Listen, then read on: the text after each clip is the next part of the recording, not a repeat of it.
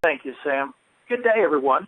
Glad you're joining us for this presentation. I'm sure you've been looking forward to it for some time. It's going to be an exciting, fun-filled couple of hours, I promise you that. The regulations that were published and took effect back in February of 2011 essentially have been amended. Most of the amendments I think you will find would be favorable to you in terms of the amount of time and effort that your bank has to put in to processing third-party claims. I think some of them are actually pretty insightful, considering that they come from agencies that are not routinely charged with regulating financial institutions. But anyway, we've been through a process in the last couple of years. These regulations, the interim final interagency regulations, took effect in May of 2011. They were primarily consumer protection provisions, but it was understood that they would be changed at some point.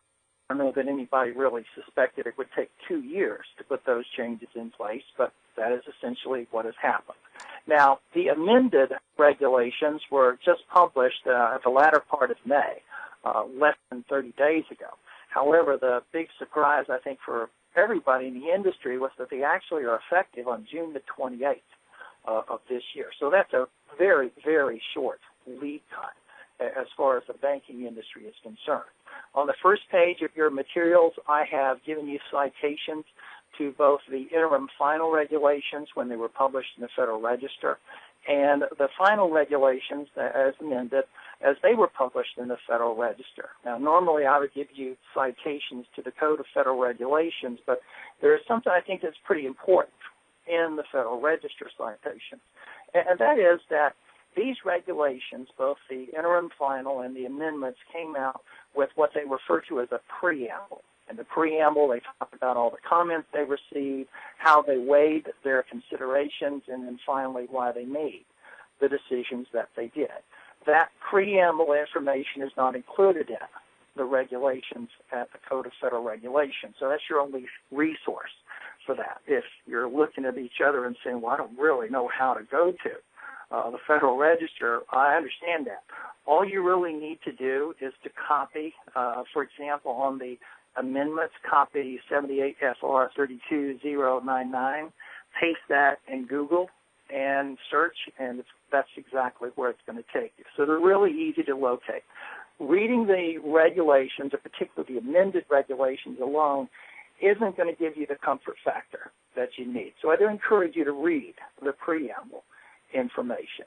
And by the way, one of the questions makes a reference to the fact that many attorneys are not familiar with this regulation, and I think the same is true for many banks. I think the banks are absolutely ahead of the curve on the information, but I've still encountered some financial institutions who really don't quite grasp what it is that this regulation is all about. So what we're going to do is exactly what the brochure said. We're going to go through the application of the regulation, and then where it's been amended, where a change has taken place, I'm going to stop and sort of maintain in position for a while and talk specifically about the changes, but it will be in the context of the regulation. There at the bottom of the first page are some additional resources. The first URL is to an FAQ, or frequently asked question, and I encourage you to go to that URL. It's got some good, simple answers to some fairly important questions, I think most of which are included in your materials, but what I want to point out is they say that FAQ is essentially an evergreen document, which, as I understand it, means they're going to update it at will. So it could change at any time with no advance notice to you or anybody else. So it's a good resource. I encourage you to use it. Also, in something called the Green Book, which talks about the administration of federal payments via the ACH system. At one time, there was a publication, and I put it in quotes there on the first page, Guidelines for Garnishment of Accounts Containing Federal Benefit Payments.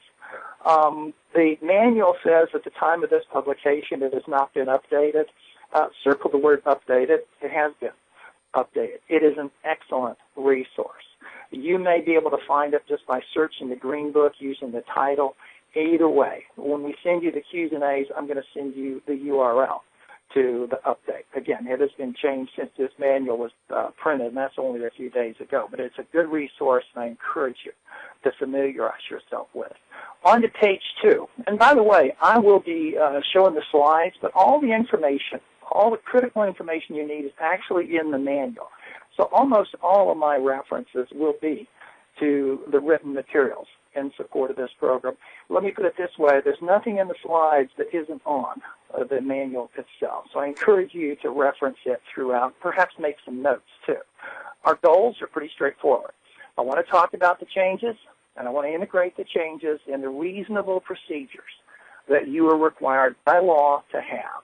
And I'll mention now and I'll mention later, my assumption is that your bank has written procedures for processing third-party claims for funds.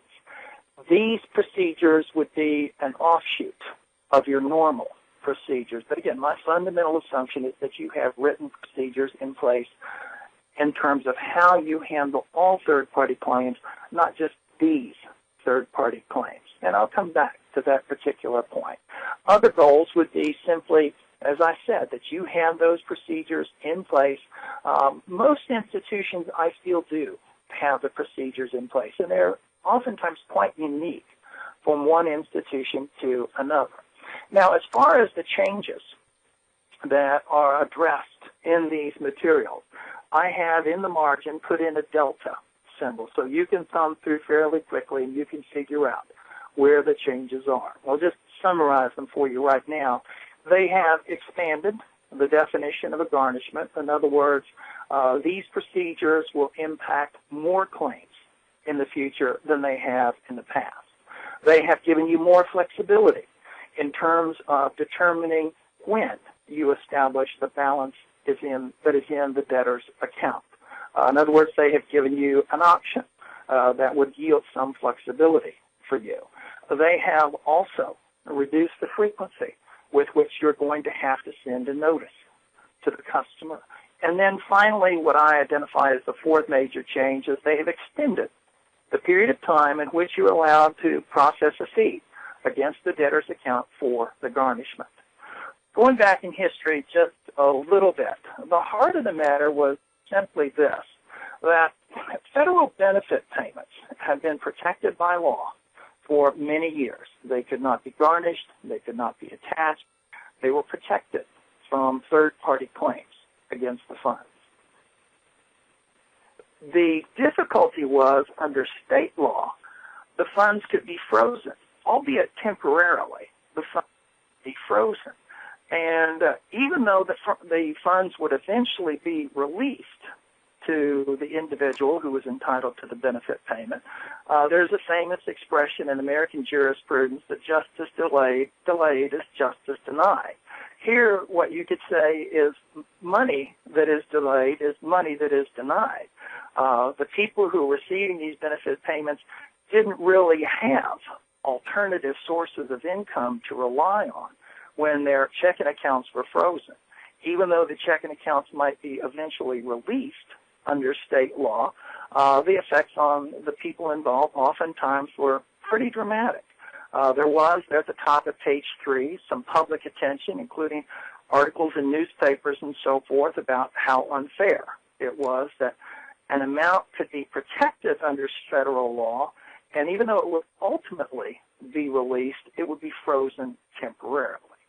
The effect of this regulation is essentially to, if you look at the screen, look at this particular slide, to melt the ice.